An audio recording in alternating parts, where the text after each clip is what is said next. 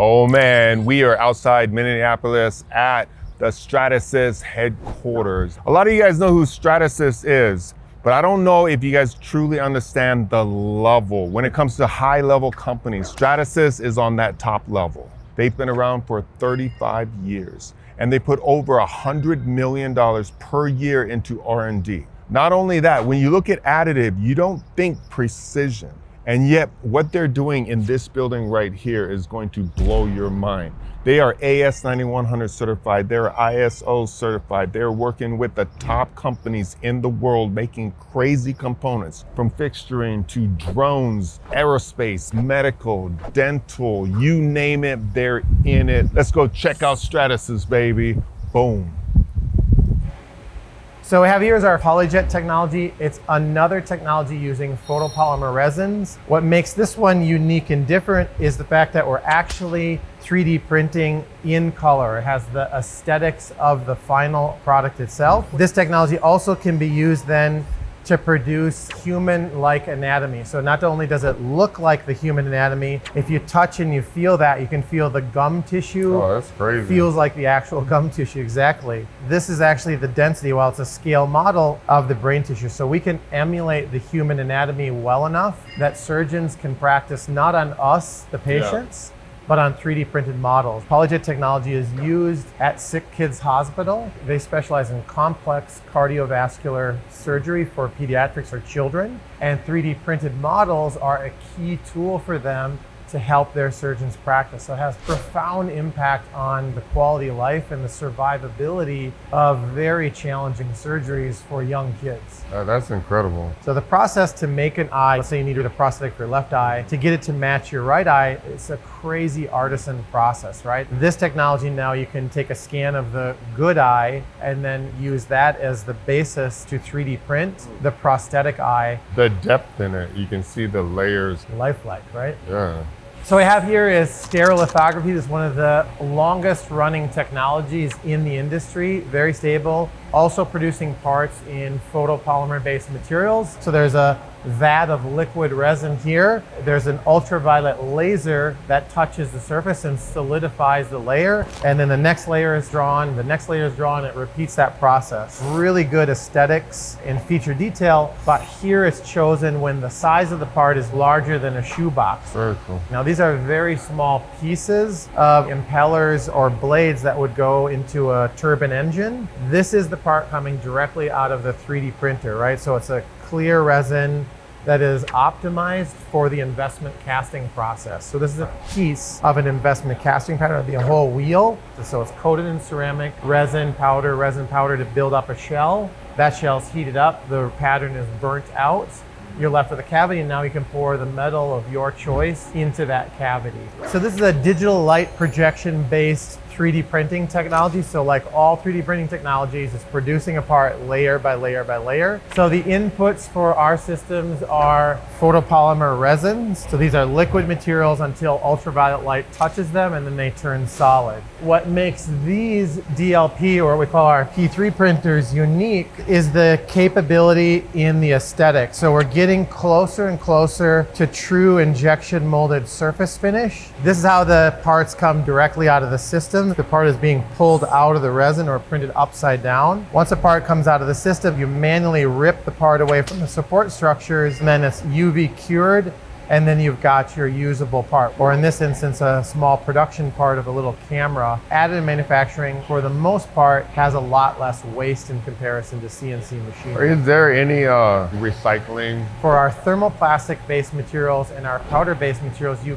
can recycle those. And we have a company that comes and gathers our waste thermoplastic. They take that, and for the most part, it's turned into composite decking and outdoor furniture is how they upcycle that material. So this is Stratasys direct manufacturing. We've got over 100 printers running in here today. That allows us to offer an outsource for demand. We are the parts manufacturing arm of Stratasys. So we're using the printers to produce the end use parts. You do that as like a job shop type, or is that for customers that are buying your printers, so you're pre-qualifying it with your parts? Or? It's both. Yeah, okay. It really is both. So 80 of our top 100 customers are Stratasys printer owners today. So they're using Stratasys Direct for outsourcing overflow, for running complex materials, for design help and being able to run complex geometries.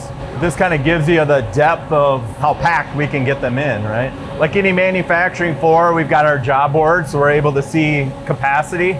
So on the left side is every printer that we have. There's a lot more than that. You can scroll up and down, but this shows the schedule of all the builds. The greens is everything that's scheduled out. So this is just today. Gives you an idea of how busy we are though. Every printer's got to run. I mean, the certifications that you guys have and the strict documentation and all of it. I mean, you guys are super high level. That's what separates us from other shops, right? This isn't hobbyist printing. This is end-use production parts that are going into aerospace applications, defense contracts that are end-use. We're not just printing parts and throwing them in a box and shipping them out. We call that strip and ships. Where our value comes in is in the contract manufacturing side of a lot of the post-processing. We continue to push the limit on dimensional accuracy, so we're CNCing parts to get to those dimensions where we can. We're hand finishing parts, we're sanding parts, we're putting coatings on, different paints that may be needed. So this is where you'd see the labor come into the work, so actually hand finishing, producing those high quality end-use parts. They're doing things like putting in heated inserts, sanding and finishing parts. They're also doing QC measurements to make sure that we're actually have printed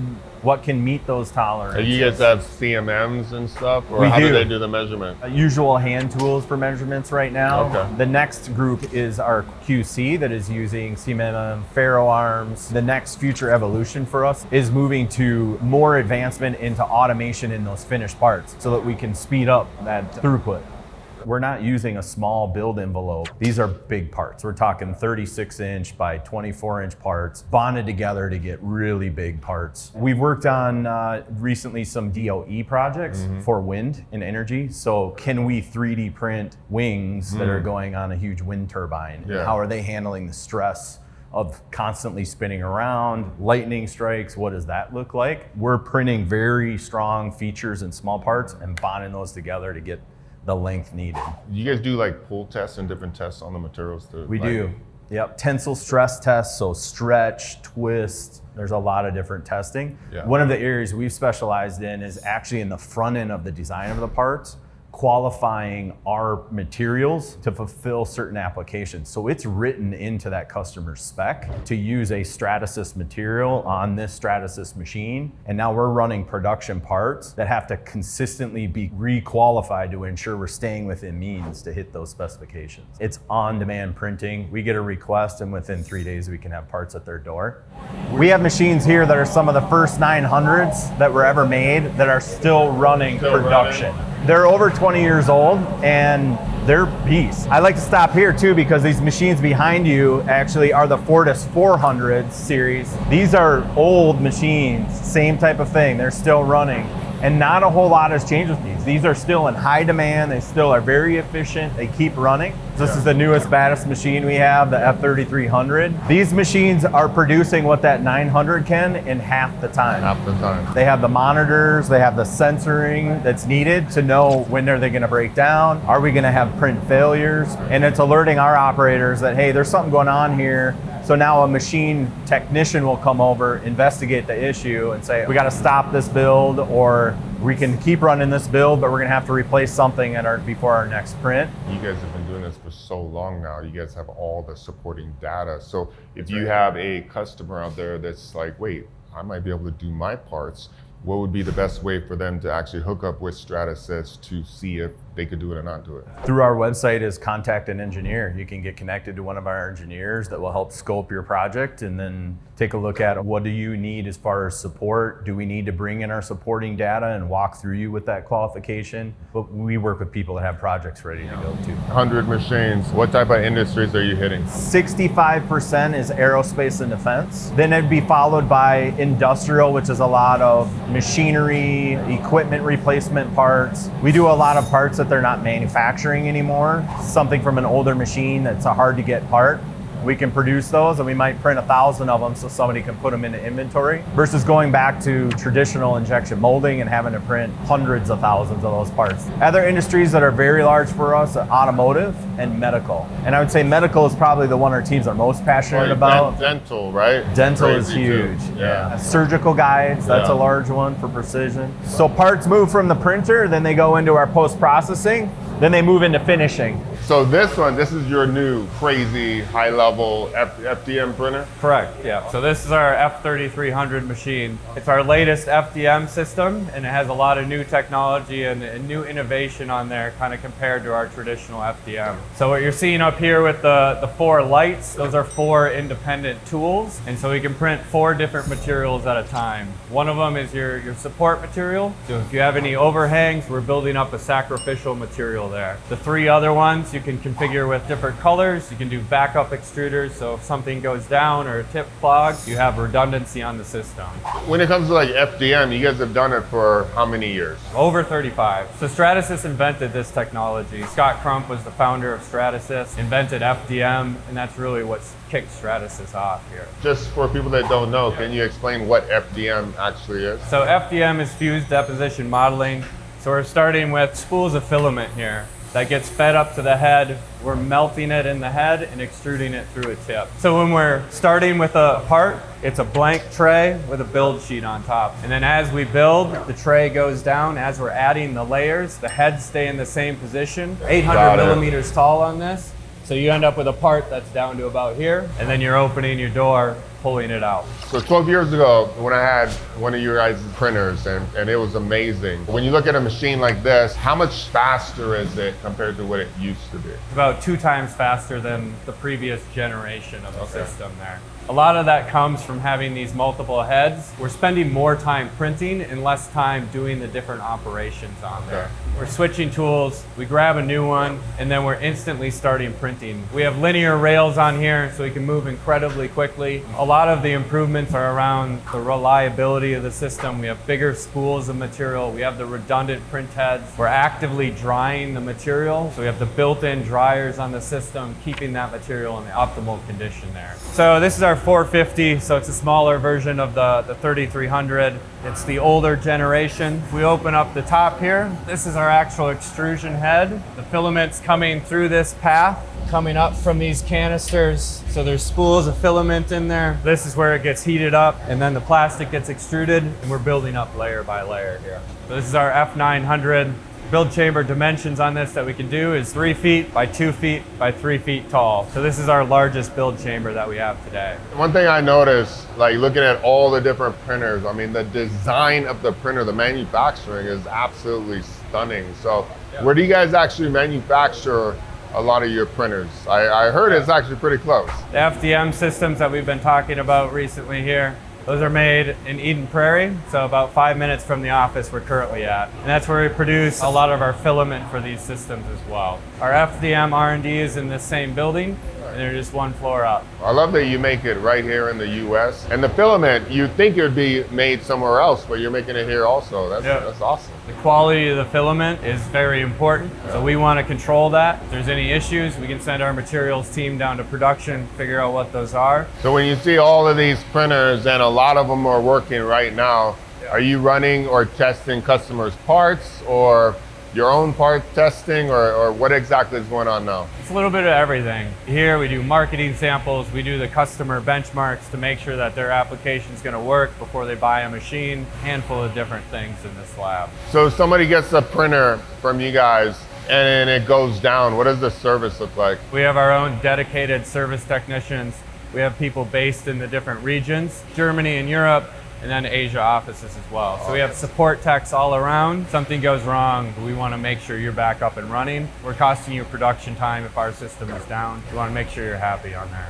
So this technology is selective absorption fusion. It's a powder bed fusion based technology. So like all 3D printers, this produces a part layer by layer by layer. There's 2 sleds actually filling the build plate. There's a bed of powder, and one head goes over and deposits a material that is sensitive to energy, and the other is the energy source then that spuses that powder in that particular location. We just repeat that process over and over and over again until you get your completed part. Inside the build chamber, we're at about 160 C. There's a thermal camera that's essentially the brain of the operation. So it's looking at all of those zones and making sure that we're having equal temperature across the build chamber. And so why we keep it at that high of a temperature is we want it right below the melting point. When we were talking about FDM, you think of it as a way of you have a pencil, you need to trace out every cross section with that nozzle. With this, we're doing the entire layer at once, so it doesn't matter how many parts you pack in there, it takes the same amount of time to do that layer. So you can see the feature resolution that we have. We have some different textures that have been applied in there, so you can see the level of detail on that. Very cool. So that's how it comes out of the machine. We can do a smoothing operation on it. So that part there has been smooth. So there's vapor smoothing, and then there's a bead blasting smoothing that you can also do with that. And then if you don't like the gray color, we have a dyeing process in there too. Okay. So most people, they prefer black. So just nice and clean. Right, with additive topology optimization is something that you kind of get for free. It's just all about what your cross section looks like on there. So our main product is GrabCAD Print for CNC speak. That's our CAM software. A lot of the GrabCAD core tools are around prepping jobs to go into the machine, extracting value from those parts, and then operating those machines in a production floor. Having the machines is great, that's step one, but who's using those machines? So what we want to do is empower those people to solve their own problems with 3D printing. Now we need to fill the pipeline, we need to educate people around an organization to really leverage professional 3D printing to solve problems for their day jobs. That right there is Ultim 1010 actually. Oh, nice. Because it's a weld fixture, you don't want it melting. And then another thing we've seen with the lower end materials or printers is you have a clamp like this, but if the plastic is actually flexing instead of the clamp applying force, it kind of defeats the purpose. This is very rigid and high strength material. So I know you know SolidWorks pretty well. Mm-hmm. How long would it take you to design this fixture to hold it and clamp it together? I don't know, probably a couple hours. Couple hours, yeah. So this is done in 5 minutes, and design for additive is baked into it. The biggest thing in SolidWorks is, first of all, you'd have to have a model of this clamp, design the attachment features to the clamp, but maybe it's a fixture where you have to assemble it multiple times, so you want some clearance on it. You would have to offset the surfaces in SolidWorks. It's a lot more complicated than just subtracting a body. And so this is tailor-made software to do this exact job. So now you're just compressing that timeline because you can do it yourself in 5 minutes, send it to a printer and move on. How complex of geometry and parts can you actually make on that software? Like I said, this is 5 minutes, but you can go in and do other operations. You can add labels, parts that come in at different angles. So like if you need a lid or something to protect it, you can get pretty complicated with it as well. And then you can always bring this back into CAD after you've done 90% of the work if you really need to do some more manipulation and stuff like that. By November, we're gonna have 11 different apps. So this one is for fixtures. We're gonna have one to create soft jaws, which I think you would be really excited to use. Yeah, very cool. Hold complex parts in a vise. You guys have like tens and tens of thousands of customers. When you actually work with Stratasys, they'll teach you how to design all of it, how to make fixtures and do everything like quick. You teach all your customers exactly what you were just talking about. Yeah, I mean, that's key for us, whether it's somebody making a part going on an airplane or a fixture like this. How do you create utilization? How do you create demand? And how do people ultimately learn and be able to benefit from the technology? Very cool, man. Great job. Boom.